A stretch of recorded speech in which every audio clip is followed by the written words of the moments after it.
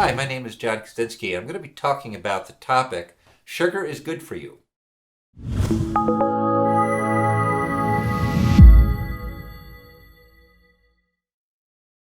So today we have the anti-sugar gurus, very popular. Not to mention any names, but there are people who are on YouTube who are getting lots of hits by promoting the idea that sugar is bad for you, it's evil. And we have paleo advocates who recommend you keep away from all sugar because human beings never ate sugar in prehistoric times. And as we know, life was better in prehistoric times. Only kidding. So, of course, many things we wouldn't want to go back there for those people who are that. But there's some good ideas in the paleo movement. One of the bad ideas is sugar is bad for you. Now, like all myths, there's some truth to myths. A myth is just a story that people tell people, and sometimes stories are true, and sometimes stories are false, and some stories are partly true. So the part truth of sugar is bad for you is that basically if your diet has a high percentage of sugar, it starts to cause problems because it's displacing other nutrients. And the worst sugar that's been found to be bad for you if you eat in large amounts, especially in liquid form, is high fructose corn syrup. So what is the sugar that is good for you? Well, the sugar that's good for you is natural sugars from sweeteners and natural sugars from fruits.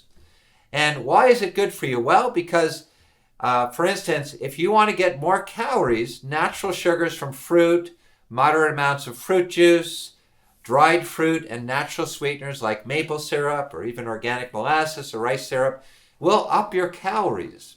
And the number one nutrient that we need, which is surprising to many people, is calories. So an athlete, without taking some kind of concentrated sugars, will not get the calories that they need. Now, the interesting thing about calories, including sugar, is calories are protein sparing. And so the reason why sugars from either grains or sugars from fruits or sweeteners are needed by athletes is that they need to spare the protein, so they use the sugar for energy and they use the protein for building muscle. So sugar is good for you as a source of calories, natural sugars primarily, although for people, I would say an athlete will never get the calories up without eating some white sugar and white flour. And the other reason sugar is good for you is based on some of the theories of a renegade biologist who pioneered this, Ray Peat. You can read about him. But Ray Peat has done lots of study how sugar de-stresses you. It gets you out of the stress mode by relaxing your body.